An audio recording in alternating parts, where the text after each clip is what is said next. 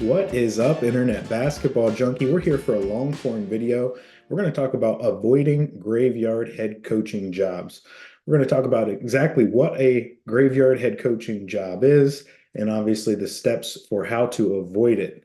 When I'm working with coaches on building powerhouse programs, I generally see three types of coaches that fall into this bucket of being candidates to get into these graveyard head coaching jobs.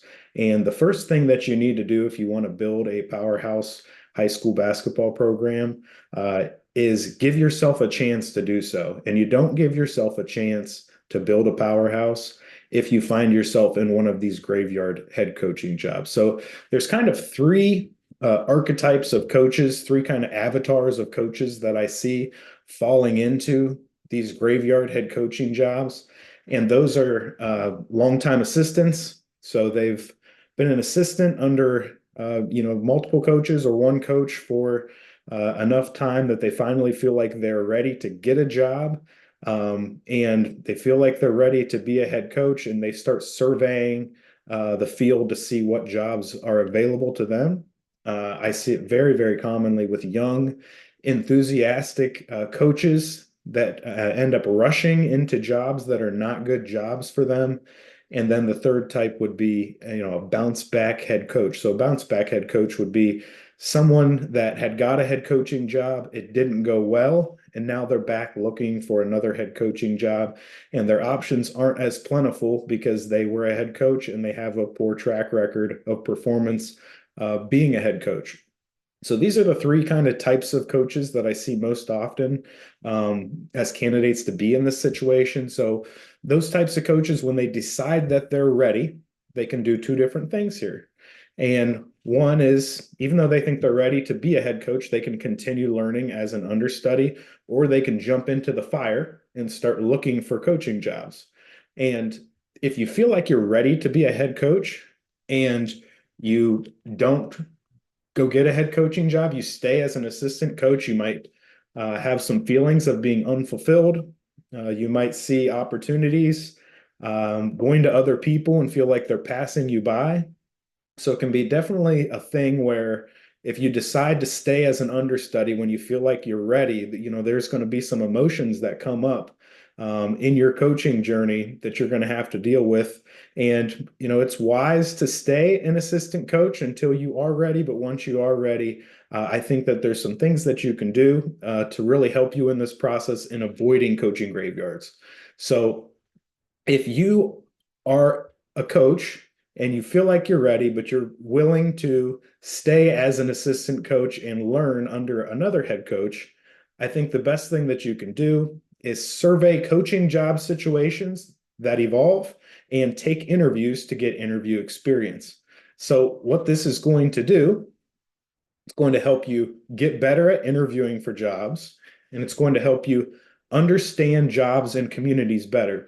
So if you're putting yourself in these situations where you're really evaluating different communities and weighing the pros and cons in your head, what's good about the job, what's bad about the job, really kind of digging into the community to have a deeper understanding, it's going to get you better at being able to survey these jobs and understand which ones are good ones and which ones are not good ones. So getting better at interviewing, it certainly takes practice. A lot of the times it doesn't come naturally to coaches to be great at interviews right away. Obviously, the more experience that you get interviewing, the better you're going to get at it. And what I like to say is, you've got to get this, you've got to get this interview impression that you want to give off to an interview committee. And if you're too boring, if they just ask you questions and you just answer them very plainly, the interview committee is going to meet up after your interview and they're going to say, who's that Hackenberg guy? What is, you're not making an impression on the interview committee. What you want to be is you want to be memorable, which means you have some bold takes, you have some characteristics to you that people are going to remember you by. You're not just boring. And then the opposite side of that is being obnoxious. So if you're too memorable, right? If you come up there with an ego and all that, the interview committee is going to remember you, but they're going to remember you for the wrong reason. So you're going to get better at interviewing by practicing, and you're trying to find this proper balance where you're not too boring and you're not too obnoxious, but you are memorable to an interview committee. As they go back to talk about the different candidates, you're definitely top of mind because of the impression that you make, and it takes some balancing.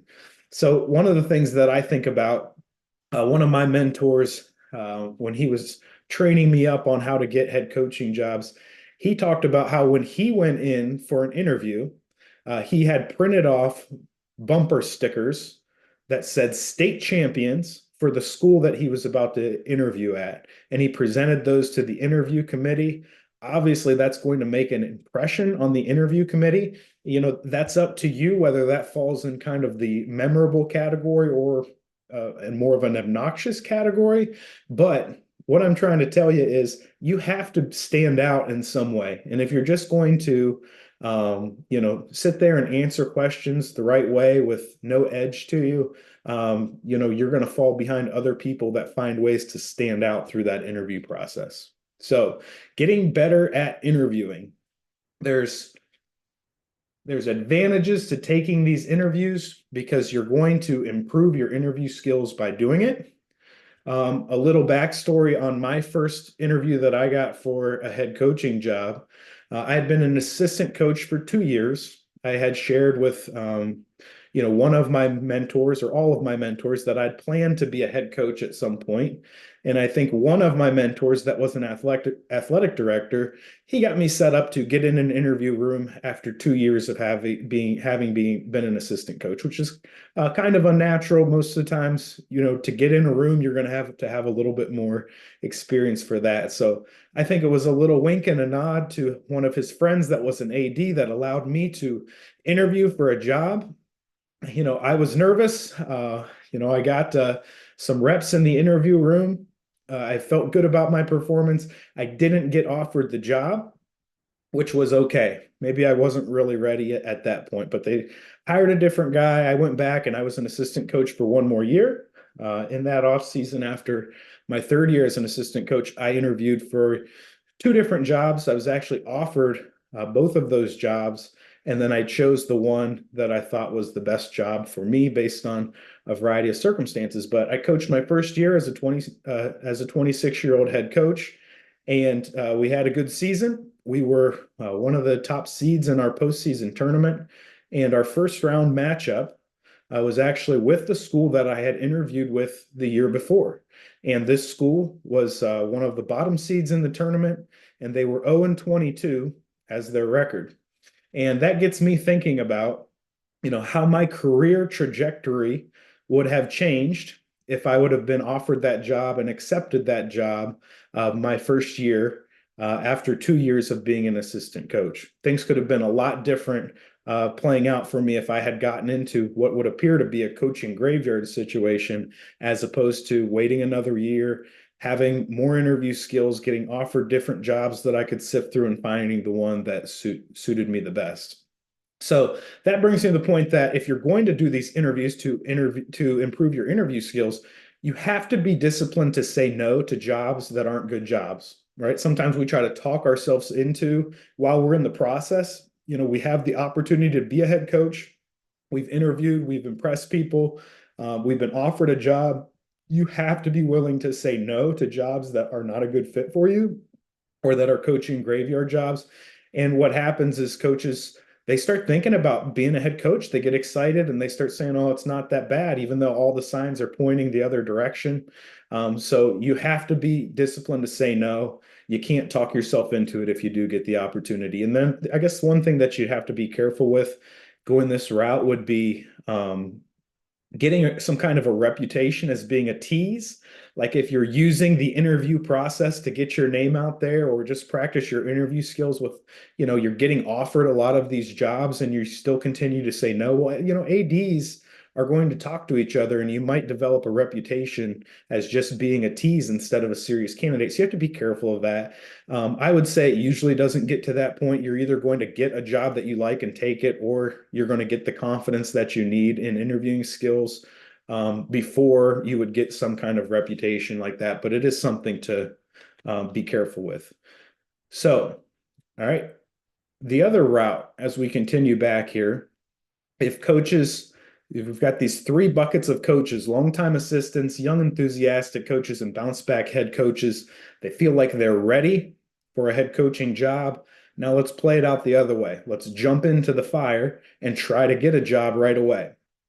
Okay, there's three things that could happen. You could get a good job, you could not get a job, or you could get a bad job. So if you jump into the fire, you try to get a job and you get a good job, great. You have a chance to build something because, if you're going to build a powerhouse program, you need to have at least something to work with, right? Even the best coaches are not going to be miracle workers. If there's so many things working against what you're trying to build, it's going to be awfully hard to build it into something that resembles a powerhouse. If you don't get a job, right, that's also great because you've got practice with your application and interview experience. Okay. It's a positive thing to go through the experience. You may feel like you're ready for a job and you want the job. You don't get it. That can be crushing, but ultimately you got your application and your interview experience from doing that. All right, so what are the positives from going through this experience, trying to get a job and not getting it? You're going to figure out at least your interview attire, what you're going to wear. You don't need to buy a new suit for every interview that you go on. You've got that settled on from going through it the first time. You get your portfolio organized. Obviously, I'm a big proponent of these portfolios that make a huge impression on a committee if it's done the right way. If you've had to get a portfolio organized for your first interview, it is organized for your second, your third, your fourth, or however many interviews you need to go on. If you're doing it the right way, all you would need to do is kind of change the color scheme, the branding of the portfolio, and boom, it's ready to go. And as we've talked about, there's purpose in practicing. And one of the things is you get put on the spot with different questions. And if you're really smart about mastering this process of getting the job that you want, you're going to write down the questions that got asked to you, especially ones that you didn't feel like you performed well on. And you're going to put those in a bank of practice questions where the next time you're going on an interview, you're definitely rehearsing the ones that you feel like you didn't just knock out of the park last time you did it. So if you get a bad job, all right, sorry, this is a debilitating long-term career mistake, most likely. And why is that? If you go after a job, you get it, and it's a bad one, all right, it's going to play out where at best, this is a low upside play, right? And what I mean by that is if you get a bad job, if you coach your butt off, if you do all the things well, you're not going to have a 22-0 season. You're not going to have a great season. It's just a low upside play if you get the head coaching job at a graveyard school. So, people wouldn't recognize, even if you coached as well as you coach better than anybody else could in that same circumstance. If you still have a bad record, even though you coached well, it's not going to sit well on your resume moving forward trying to get other jobs. So if you get one of these graveyard jobs, it's a low upside play at best. And I've seen a lot of good coaches get their coaching careers sidelined or derailed because they find themselves in these coaching graveyards and they can't get out of them. They're stuck there because they can't produce any tangible results that would be positive that they could point to in their coaching career. They get so discouraged because of all the factors that are working against them trying to build a program, and it ends up a coach that had probably a lot of potential is either not feeling great about coaching, they're going back to being an assistant coach, or they're not coaching altogether. We know the challenges with coaching. There's a lot of challenges with coaches, and to get into coaching and have a bad experience with a job, it can certainly put people out of the coaching industry altogether. And I know several that have gone this way. And, the next thing is we all have an ego. We all think we're kind of miracle workers, but graveyards are graveyards for a reason. I would argue that if you take a bad job and you work it so that it is successful, that it wasn't actually a graveyard to begin with. graveyards are unsalvageable situations because there's so many factors working against the success of the program. And a lot of us think that we can do it. We can solve the problem. We can be the one, even if we're looking at a track record of a program that demonstrates that it is historically a graveyard situation. Some of us, we have enough of an ego to say, I can be the one to turn that around. Usually that's not the case. Usually graveyards turn out to be graveyards. So how do we know if the job we got is a graveyard job? So when I'm working with basketball coaches on helping them build a powerhouse program, we go through what this is called this powerhouse pyramid. So there's 10 elements on this powerhouse pyramid, and these are kind of the areas of focus that we would go through, and we're trying to build up each of these 10 elements of the pyramid to reach their max potential. So if you look at the pyramid right now, there's 6 things that are starred and there's 4 things that are not starred. So I would say the 4 things that are not starred are things that are in your control as a coach, right? It doesn't matter what coaching job you get, you can control the development of your program. And the development of your program breaks down into 3 things. It's the skill development of your players, how much they are getting better. It's the development of your coaching staff so that your coaches are all learning and staying up to date with trends. They're not just resting on the things that they know. They are actively trying to improve. And then the third piece of development would be the character of your players, where you're turning your players into better people, not just better basketball players. So those kind of things are completely in your control as a coach. Same with fundamentals. The fundamentals that you teach your team, that is all in your control. Your X's and O's, that's all in your control. And finding a competitive advantage, even jobs that don't have an obvious competitive advantage, usually those can be manufactured in some way if you're creative enough. But I would say those 4 things are completely in your control. But what you're looking for is these 6 areas that are starred, how they are affected by the job that you've selected. If some of these or a lot of these are just completely unsalvageable or unworkable based on the district that you decide to get into, that's how I would define it as a graveyard coaching job. So like, for example, your program organization. Us as coaches, we can all be organized. We can all run an organized program. But typically, a basketball program, a vertically aligned basketball program, you've got your high school levels, which are varsity, JV, and freshman levels. And usually a varsity head coach can have enough control over those levels that he's with on a day-to-day basis to keep those levels organized. But what you've got to watch for in these graveyard coaching situations is when you're getting down into the middle school and the youth program, if you're not able to organize at those levels that you don't have direct access to for a variety of reasons, it's going to be hard to build a long-term successful program. You need to be able to be organized, not just at the levels you're present in, but also levels that you're not present in. So culture is another one.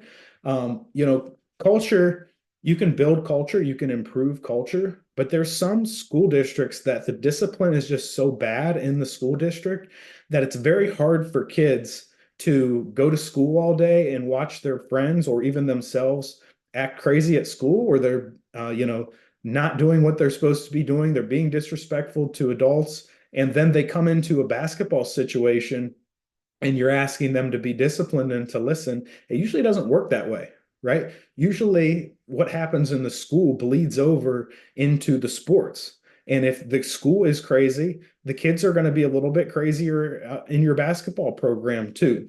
So schools that have a really strong school culture, it's a lot easier to build a strong basketball culture. Your youth program, this is something that it's hard for the varsity coach to really execute on. You need to find people to coach these teams, to run these programs. And if you can't find parents or people in the community that are willing to run a youth program for you, you're either stuck doing it all yourself or you don't have much of a youth program. And there's also situations where, certain school districts, you don't have direct access to your middle school and your youth, whether it's like divided feeder systems, where you're like fighting for kids with other schools. You really can't train them the way that you'd want or need to. These are some factors that make coaching a lot harder. Community support. You can improve community support, but sometimes community support is so bad, even with your best efforts, you're not going to get a thriving, supportive community that shows up to your games and supports your fundraisers and does extra things for your program. Some school districts, it's just really bad in terms of how much they're going to support a sports team. Um, Admin support is obviously a huge one. If you're in a position where your AD, your superintendent, your principal is making it a lot harder to do your job, anybody who's been in these situations knows what I'm talking about. But admin support is huge. And the thing about admin support is it can change. You can come in with one superintendent and the superintendent retires or takes another job, and you get another person that comes in there and their focus is completely different. All of a sudden, you were in a position where had a superintendent that was very supportive of your building your sports program, and now all of a sudden it's completely flipped. And the last thing is fundraising. A lot of schools just, they don't have money in the community to raise. And if there's, not money to raise, it's awfully hard to run a first class basketball program. So what I'm telling you is, there's not an exact way to define what a graveyard coaching job is. But if you look at it through the lens of this powerhouse program building pyramid, you're going to notice that if you can't get your program organized, especially at the lower levels here with your program organization and your youth program, it's going to be hard to build a powerhouse. If your school culture is so bad, it's going to be hard to build a powerhouse. If your community support is just so bad, it's going to be hard to build a powerhouse. If you've got people in administrative roles that are working against you in your interest in building a powerhouse, it's going to be hard to do. So what I would be looking at is through the lens of, these elements. Is it possible to build these things up? If it's not, you're probably at a coaching graveyard. All right. So, the tough part with going through these job interviews is unless you're really in the know, you don't have all of this information until you're inside the program. So you may look at all these things and some of these check out. And then once you get the job, all right, then you realize, oh, this is an unworkable situation. It's tough, but you got to do your due diligence. And the next thing I want to talk about is like, what are we going to do if we find ourselves in a graveyard? So if we find ourselves in a coaching graveyard, maybe we misevaluated, maybe we were just too anxious to wait another year and we dove into something that wasn't great. The first thing is, some people are going to try to be a superhero. They're going to say, I can take this job on. I can do a great job here. I'm going to make the most of it. And that's a great attitude to have. But I would say that if you find yourself in a graveyard, a coaching graveyard, you want to keep that stint there as short as possible. And if you're going to go this route where you're trying to be the superhero and build the program at a coaching graveyard, the positives of that is you're going to learn a lot quickly. When you're faced with a lot of adversity and trying to build a program, you're going to have to problem solve a lot of unique and different challenges. And that's going to make you a better coach for the long run. You're going to get beat down. So it's going to test your mental strength, whether you're willing to stick with something, because there's just going to be a lot of times where you're going to feel like giving up just because you're working your tail off and you're not making any progress. And when you do make progress, something crazy happens to set your program back. And then, your view of coaching may get tainted. You may have come into coaching thinking it was going to be one way. You go into a coaching graveyard and you feel like, maybe coaching isn't for me. This is too much. So you really have to be careful that your psyche doesn't get messed up based on going through an experience of trying to build a powerhouse program at a graveyard school. So I think you want to polish it up quickly, which means you're going to try to produce some tangible, positive results to point to so that when you get your next opportunity, you can do a little bit of salesmanship to express to an interview committee that you actually did a good job, even though your record doesn't indicate that. So, something, an example of that would be if you took a job that they went 3-19 the year that before you got there, and you went, 6-16 your first year there, and then you get out of the job. The next time you're in an interview, it might not look great to an interview committee that you have a 6-16 record, but at least you have the talking point that, they had only won 3 games the year before. We doubled the wins there. We worked as hard as we could and we were really building something, but it was time for me to get out. So you have like a way to spin that to make it look like more of a positive and less of a stain on your resume. So try to get some tangible results as quickly as possible before you exit the graveyard coaching job. And what you want to look for is like short-term initiatives that are going to help you be successful right away. So like if we go back and we look at this pyramid, there's things that you can do that are going to produce results for you sooner than others. And you want to go into the initiatives, the elements of the program that can produce results for you quickly. So like skill development for your varsity players is going to produce better returns than, say, investing in your youth program. And I'm not telling you if you find yourself in a graveyard coaching job, you should just completely neglect the youth program. But what I am telling you is that fourth grader that you're working with is not going to produce a win for you unless you stay at that school for 5, 6, 7, 8 years. So you want to be doing things, particularly with your varsity team, that can help your varsity team win games so that you can produce tangible results early on. A strong culture for your varsity team, skill development for your varsity team. Those things are going to pay a lot more of an early return than working with, your youth program and trying to get your kindergartners involved with your basketball program. So short-term initiatives, and then you got to be able to get out of these things with as much dignity as possible. The longer you stay, the bigger the resume stain is. So, we talked about that hypothetical with that coach who, he took over a program that was 3-19 the year before he got there. Then, he goes 6-16. If he decides to stay there instead of getting out, what is he going to produce? Is he really going to, next year he might win 5 games. Next year he might win 8 games. The likelihood that if you're in a real coaching graveyard, that you're going to take that job and continue it on a progression that doesn't have any setbacks is probably unlikely. So the longer you stay, the bigger resume stain you have to work with.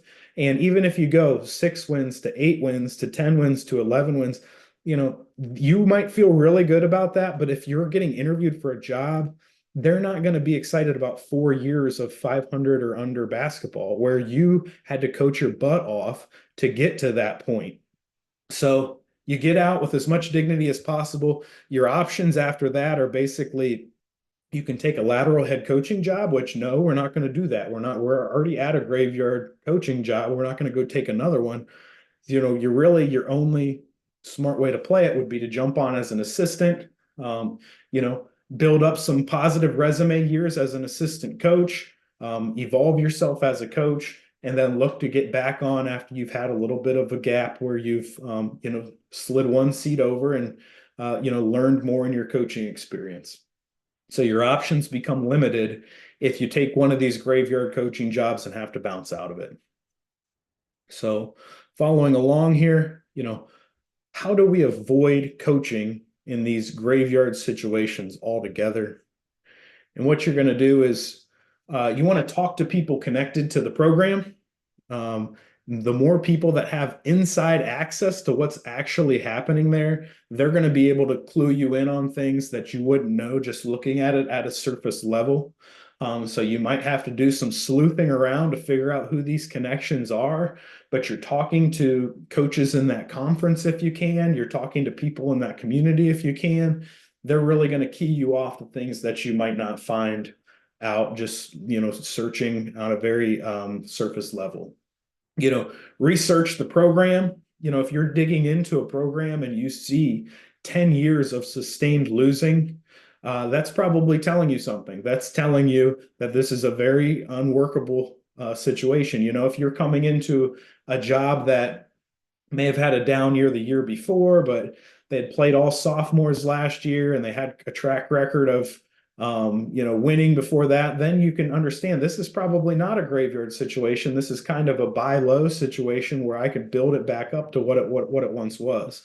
So if you do this basic surface level research combined with talking to people that are in the know, you're really going to put yourself in a position where you have an understanding ahead of time whether you're getting yourself into a graveyard situation or not. And my last suggestion here would be to be direct in the interview process. And, what tends to happen is coaches get into these interviews and they're so concerned about impressing the interview committee. They're selling themselves to the interview committee that they actually don't look out for themselves enough. And you really need to look out for yourself by being direct in the interview process. You need to ask blunt questions at the risk of turning the interview committee off. I think it has more likely of a chance to impress the interview committee if you're asking blunt, pointed questions about their situation than it does to turn them off. But if you don't ask those questions, then you're not going to know, or you're going to have a hard time finding out. And if you do find out, it may be too late after you've accepted the job. So you've got to ask these people questions. Why was the previous coach fired? Would be a question. What are your expectations for a successful program? How many wins would you be looking for? What is the key metric you're evaluating a program for? And you're going to get red flags sent up if these people are answering questions in wacky ways, because you find superintendents, athletic directors, and principals that have all kinds of different values. And if you figure out some of those red flags by asking direct questions, it's going to help you avoid these coaching graveyards altogether. So that is my presentation on avoiding these coaching graveyard situations. I hope you enjoyed it. If you have any questions, I'm happy to help you with that. Just shoot me an email. You can find my email in the description of this YouTube video. All right. Thanks so much, Coach.